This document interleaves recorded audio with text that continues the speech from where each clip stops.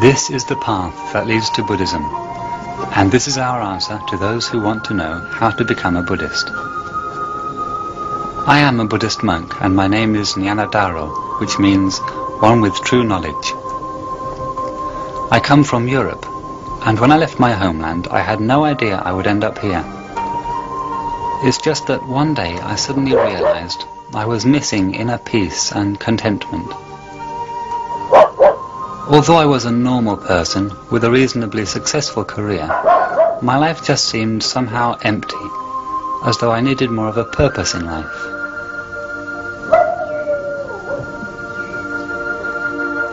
It was in my mind, and so I stayed.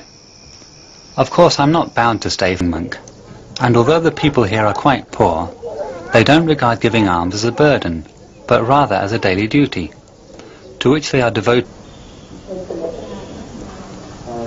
The lay people give food for the body, and in return we give food for the mind. This mutual reciprocation was deemed necessary by Buddha.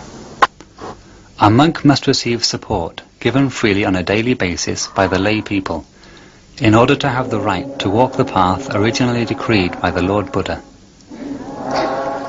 We have the Spartan existence that monks can avoid the trivial distractions of the modern world, and concentrate on the more essential things in life.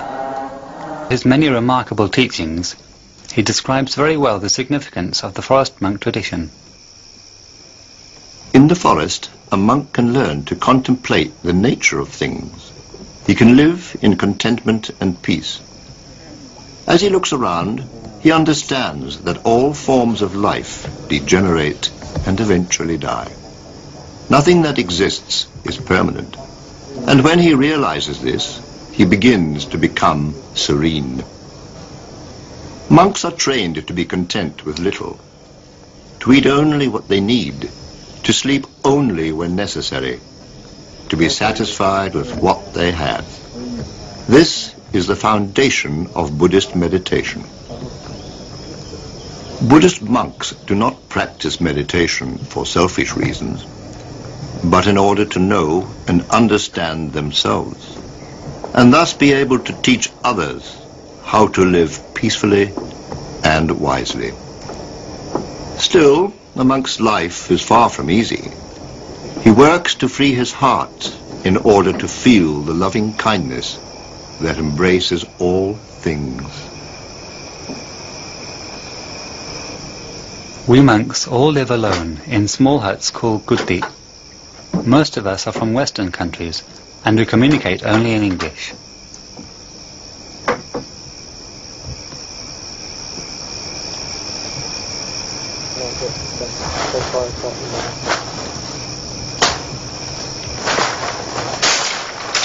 The two Thai novices who join us in the monastery find that it affords them a perfect opportunity to practice their English.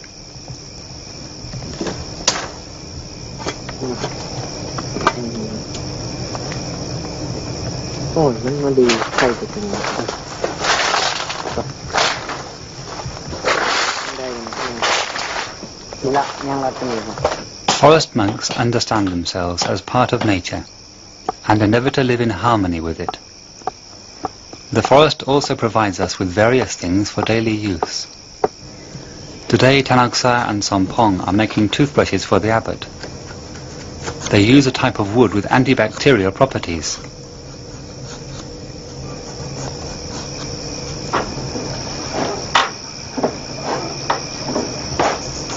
In our laundry hut, we extract dye from the jackfruit tree in order to wash and simultaneously colour our robes. It is these tasks and even simpler chores which give us the means to train ourselves in total awareness, with special importance placed on the art of Buddhist mind training. Rather than using a single cloth, the robe is sewn together from several pieces of material, making it of little use to anyone else, a practice which was apparently initiated by Buddha himself. In the traditional Buddhist way, they thank us for our assistance. In the afternoon, some of us walk to our temple cave, which belongs to this branch monastery. The climb is quite strenuous because the temperature today is 40 degrees Celsius. That's in the shade. The cave is located near the Mekong River, just across from Laos. It's an ideal place to meditate, in the same way as the great Luang Por Chah used to. Luang Por means venerable father. The people must spend a lot of time to make this grass flow. This is like the Sara, is it? Luang Por Chah led an exemplary life as a forest monk. His teachings were particularly noted because of their simplicity and directness, which got through to people from various walks of life. When we can really understand about falling leaves, we can sweep the paths every day and have great happiness in our lives on this changing earth. This mind is already unmoving and peaceful, like a leaf which... So we must train the mind to know those sense impressions and not get lost in them to make it peaceful. Just this is the aim of all this difficult practice we put ourselves through.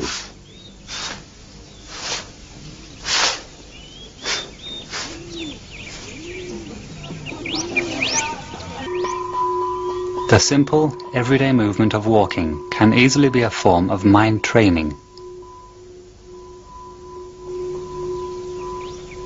Standing, walking, sitting, lying down, we keep changing positions. We can't only stand, only sit, or only lie down. We live using all these postures. Thus we must develop awareness in each and every position by making them beneficial to us. When you are walking, all you have to do is walk. One step, next step. Seemingly simple, but in reality it is not that easy. The mind is carried away, trying to figure out what you should be doing, what is wrong with you, and why you can't do it. We bring our attention to the walking of the body, from the beginning of the path to the end. Thus there arises the intention to walk, and then the walking. Note the middle of the path and the end, stopping, turning, standing. The points for composing the mind when it starts wandering aimlessly. Some people will say, pacing up and down like that is useless. But there is a lot of wisdom to be developed in walking meditation. Annulling the need or desire, wisdom and the real love that transcends desire will fill our world. In my last letter, I told you this area was designated as a national park some years ago, but the slash and burn agricultural technique is still the main problem here. The mining family supports our abbot in the establishment of a new forest monastery. Their effort is aimed at preventing the destruction of the virgin forest. Forest fires often burn out of...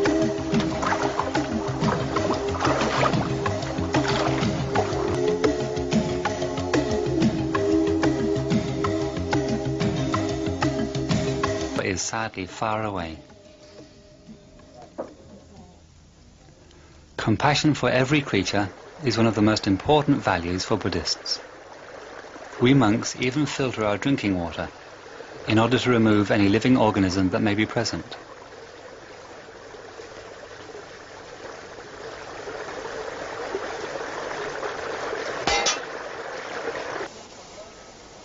Some of our monks were taken in a jeep to the mine, but we decided to walk and enjoy the scenic beauty of the countryside.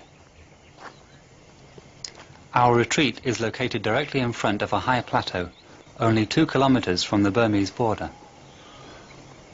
Finally, we arrive at our destination.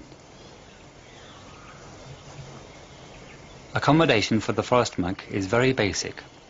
Only a mosquito net draped over an umbrella, after an ancient tradition.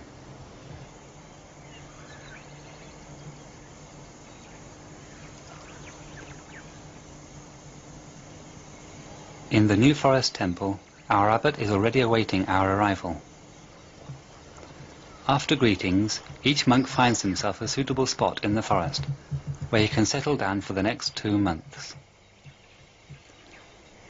We will collect our food on our alms rounds, in the area around the mine, a daily 1-hour walk down the valley.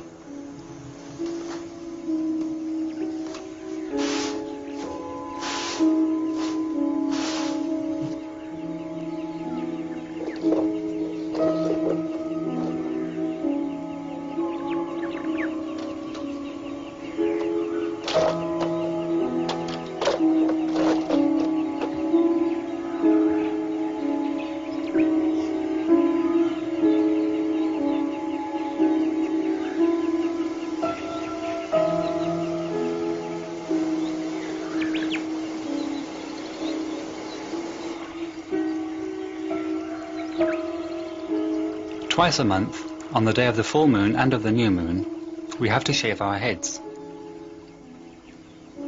Even the eyebrows have to be shaved, a tradition for Buddhist monks in Thailand.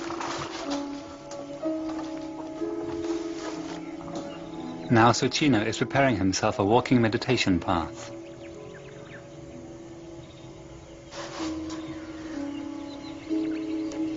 Respect for senior monks is an important virtue in our tradition. Today I'm helping our abbot with his afternoon bath, a ritual designed to enhance harmony within the community, and a good practice for the reduction of one's pride and conceit. Our Thai novice Sompong is making himself a nightlight, as he intends to meditate throughout the night. Tonight is full moon, and at this time we always celebrate the Patimokkha ceremony. This ritual is to atone for any infractions against our rules, and only monks are taking part in it. Sompong knows well that would indeed be burdensome, but we should examine whether or not we are prepared to admit our faults. Within itself, the mind is already peaceful. That the mind is not peaceful is because it is subject to moods.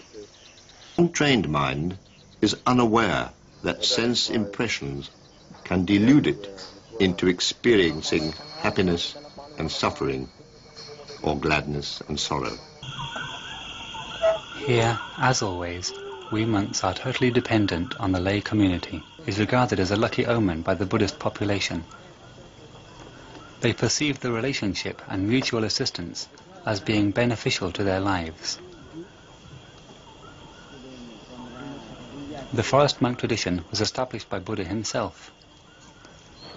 During the rainy season each year, we undertake a 3-month period of intensive reflection practice, during which we are not supposed to leave the monastery.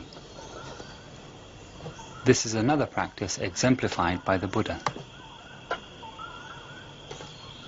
Buddha was born in the forest.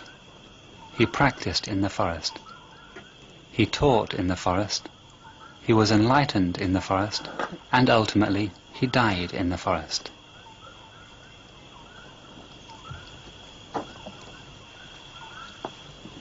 One of the first disciples of Luang Por Chah, the Venerable Ajahn Sumedho, who is now the head of our Buddhist center in England, once described clearly what wisdom really is. Wisdom, he said, does not come from studying intellectual theories or philosophies, but from observance of the more mundane existence of common things. One of Luang Por Chah's talks comes to mind. Ultimately,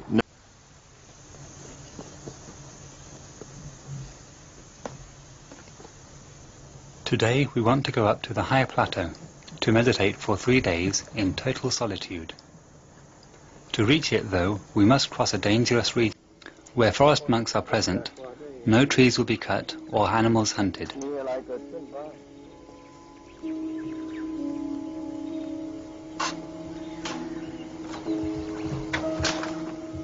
The forest here is still very lush, and from now on this small area will remain unspoiled, at least for the time being. The new monastery will be built right here.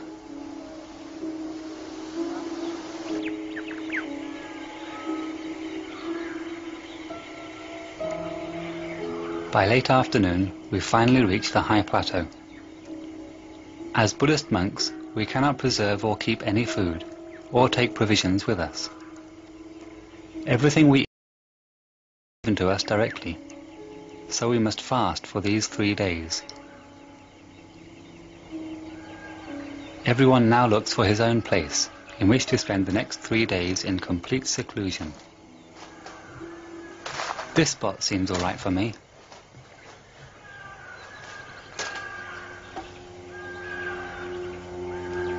What on earth is happening with that serpent over there? Ants have quite a knack for sensing a food supply before it is one. Oh dear, I think it's going to die. It probably swallowed an animal which is still alive, and now it may suffer a slow, painful death itself. What does dying mean, though? What is death from a Buddhist point of view? When one does not understand death, life is confusing. If our body really belonged to us, it would obey our commands. If we say, "Don't get old," or "I forbid you to get sick," does it obey us? No, it takes no notice.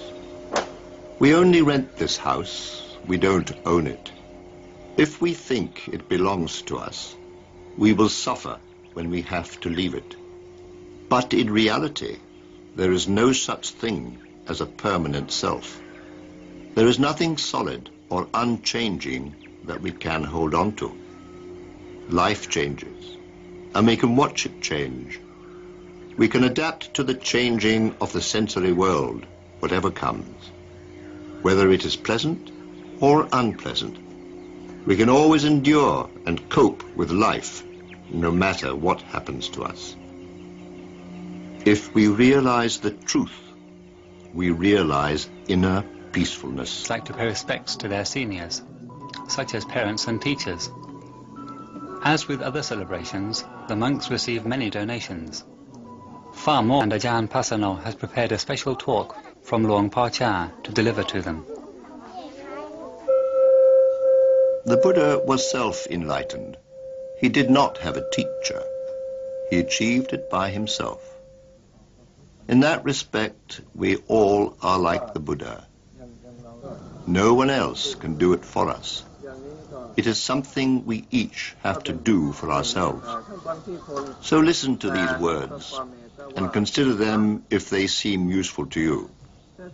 But it is important that you understand that they are just words. Real practice takes place only in your own heart. It is what you do to awaken your own Buddha-ness, how you become a Buddha. With the proper effort and with time, understanding will unfold by itself. But in all cases, use your own natural wisdom. Only you can do that. So do it. It's all up to you.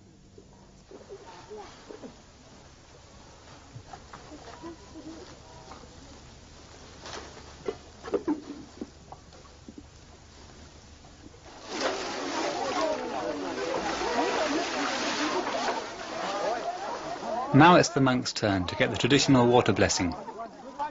The cool water is from our own well, and we are massaged by the male villagers in order to make the impact of cold water less disagreeable.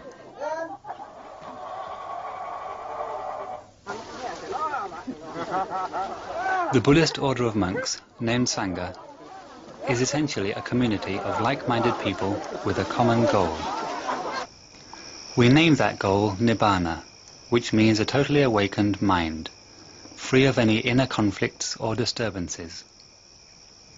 The Buddha himself spoke quite clearly, 2,500 years ago, about the importance of the spiritual relationship within which monks support each other.